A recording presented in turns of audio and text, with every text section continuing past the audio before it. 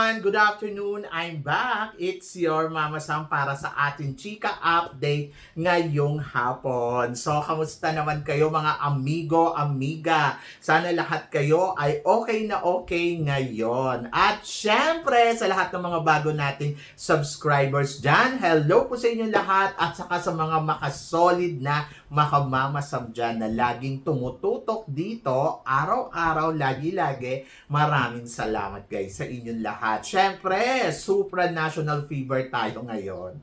So, kamusta naman ang ating mga pambato dito sa Mr. and Miss Supranational? May ibubuga ba?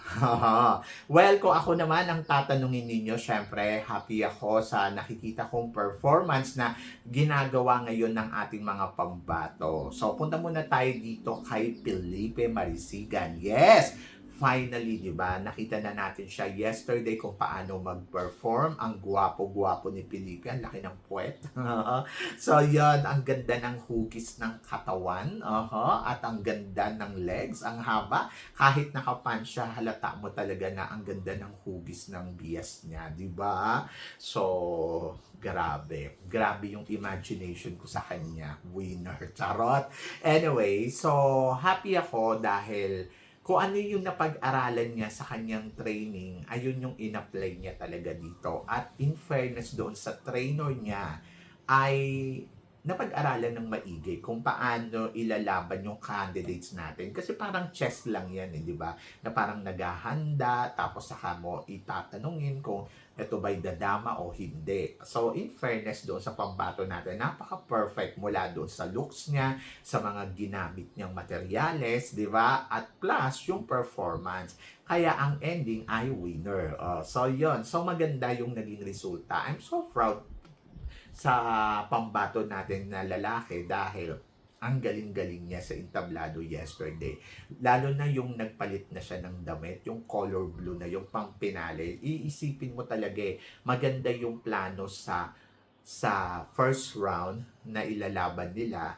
So parang feeling ko hindi naman ganun kakabog talaga yung suot niya. Pero yung performance niya, ayun yung nagdala dun sa damit. Diba? Kaya lalong naging maganda. Combination ng performance. Ayun din lang naman sa akin Kahit hindi naman kasi magaling yung sinusuot mo, pero kung ang performance mo naman ay panalo, tapos nadala mo ng maigi, so talagang papasok ka sa eksena. At in fairness, ayun yung nangyari kay Felipe yesterday na parang yung first round niya, siya talaga yung nagdala dun sa damit at parang maging bongga yung overall performance niya.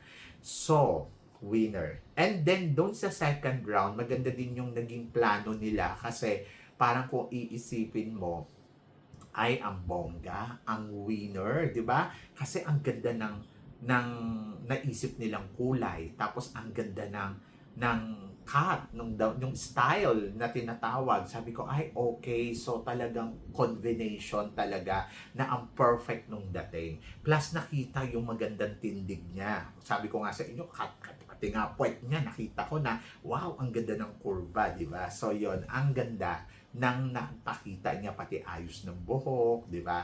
And then, winner. Winner yung naging resulta. Pumasok sa top 5. And then feeling ko pa nga siya pa nga magiging top model Kasi yung lakad, yung the way kung paano niya ikakat yung lakad niya, paano siya iikot, paano siya atras, yung mga style ba. So ang galing nung ginawa ng team niya. So congratulations. Mula doon sa damitan hanggang doon sa eksena, execution. Plus, eto pa, si Felipe papasok sa finalist ng Super Chat, di ba? So, talagang lumalaban talaga. So, analysis ko sa kanya, maganda yung performance. I think malaki yung chance natin na manalo ng Mr. Supranational kasi marunong sumagot, tapos marunong magsalita. So, kita naman natin sa Super Chat, talagang lumalaban. And then, plus performance level, alam mo, may ibubuga. Maganda yung mga styling na nakikita mo sa kanya. So, parang feeling mo na talagang, ay, okay, may plano to. At mas maganda pa yung makikita natin sa kanya sa mga susunod na laban. Siyempre, dyan ka na mag-expect no more, di ba? So, yon. So, si Felipe, feeling ko, yung chance niyang makuha yung titulo ng Mr. Supranational nando doon. Malaki ang chance, di ba? And then, punta naman tayo syempre dito sa ating miss na si Katrina Ligado. Alam ko maraming na-disappoint, ayun nga. So, syempre maraming nag-abang doon sa top model at ang ending ay nalungkot ang kadamihan. Sabi ko nga, in fairness naman kagabi, nakabawi ang Philippines. Ang sarap panoorin nung laban ni Felipe. Pero hindi ko na siya pinanood kasi parang feeling ko, ay kakabog naman yan. So, yun yung nasa isip ko. And then, eto naman si Katrina Ligado. Ito talaga tinutukan ko. Sobrang, ang taas kasi ng expectation ko na parang sasabihin ko na parang ay okay, lalaban yan. Ay okay, makikipagsabayan yan. Okay, kakabog yan. Pero ang ending, ang nakita ko yesterday, parang ano nangyari? So, medyo nalungkot ako doon. Okay. Walang mali doon sa designer kasi maganda yung damit. Syempre si Ryan ang gumawa nun. At love ko si Ryan. Bonggang-bongga yung style ng damit. Pero kasi parang feeling ko, yung damit na nasuot ni Katrina Ligado, hindi mo masasabi na very top model, pang top model.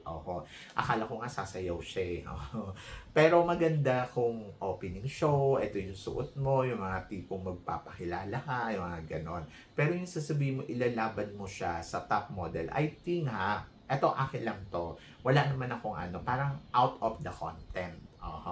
Parang hindi siya pang modela. Sana gumamit sila ng mga malalambot na tela. Tapos yung alam mo yun, pwede naman yung maigsi yung harapan. Tapos pero yung sa likuran, mahaba. Yung mga tipong gano'n. Or gumamit sila ng long sleeves na medyo lock dito. Yung mga tipong gano'n. Yung tipong pang model talaga na parang masasabi mong very top model, di ba? So, sana nagluklok sila sa mga magazines, so gano'n. Pero, syempre, alam ko naman na pinagandaan nila to at yung idea nila dito, alam ko na meron silang vision na ito yung papakita natin. Kaya lang siguro, hindi lang talaga nag-swak doon sa top model. And then, sabi ko nga, kahit hindi naman ganun kabongga yung suot or out of the content ka, kasi may mga candidates din naman na out of the content pero nakapasok pa rin, di ba? Performance dapat. So, yun. Yung performance ni tawag dito, ni Katrina Ligado, I think she keeps smiling habang narumarampa. So, opening pa lang, nakita na natin, wide na ang smile niya. And then, nakalimutan niya siguro this is top model. So, pag top model, hindi naman sa pag-aano, wala naman akong naririnig na dapat ganito, dapat ganyan yung requirements. Pero sa pagkakaintindi ko, pag rumarampa ka, ay hindi mo kailangan ngumiti. Dahil ang inirarampa mo dun, yung damit na suot mo. At hindi mo kailangan mag-execution ng, alam mo yun, ng pang beauty queen dahil parang feeling ko, ang top model, it just walk. Walk lang na, mabilisan. So, ang tema kasi yesterday, parang kailangan mabilis yung catwalk mo. And then, sa pagka-catwalk mo, syempre, papalo yung balakang mo doon, di ba? Kung nagka-catwalk ka. So, yun, hindi ko nakita yung ganong eksena kay Katrina Ligado. Kay Kat, ang nakita ko is a beauty queen material, performance. Siguro kung prelim, ayon, may hataw yon. So, mali ba ang training ni Katrina Ligado sa mga laban niya dito sa Supra? I don't want to think na parang mali. Siguro nandoon na, kasi syempre nire-respeto ko naman din yung trainer niya. Siguro nandoon siguro na out of content lang. So siguro dapat next time ang gagawin ay mag-focus kung saan yung category ng pageant. Kung halimbawa modeling, so dapat alam niyo na magmo-model siya at ituro ninyo yung pang-model, ganon. So yan. Siguro, isa din sa mga naging problema yesterday, maraming magagaling. Kaya hindi na nahataw yung performance niya. Performance niya was good, pero hindi swak doon sa, sa, tawag dito, sa sinasalihan niyang laban last night.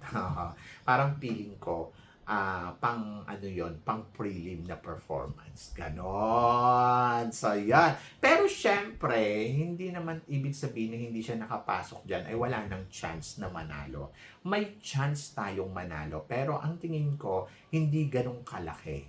Maliit. Kumbaga parang ito napapasok na dapat destiny niya to, dapat may luck siya sa gabi, yung mga ganon. Para tuloy-tuloy yung swerte hanggang dulo. So doon na yun papasok sa finals night.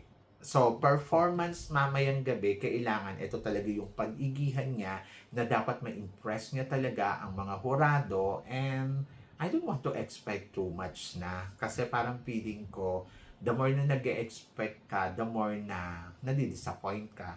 So, just leave her na lang na parang, o sige, tingnan natin kung ano yung ipapakita, kung swak or winner, so be happy. Kung hindi naman, be happy pa din for her. Kasi parang, wala naman na eh, kahit anong namang gawin natin, kahit pa i-push natin ng i-push, eh kung meron naman na siyang plano para mamayang gabi, at kung maipapakita niya na yon, so be happy na lang for Katrina Ligado. Kasi ang feeling ko naman, ginagawa naman nila yung best nila. Hindi naman siya nagpabaya mula sa styling na everyday na suot niya, pag-makeup niya. I-credit din natin yung kay Katrina Ligado. Yes, maraming nagsasabi, 1 year mahigit ka naghanda, tapos yan lang yung makikita. Siguro kaya nakakapagsalita ng ganun yung mga tao dahil nag-expect sila sa'yo na may papanalo mo. Kasi parang ano na to eh,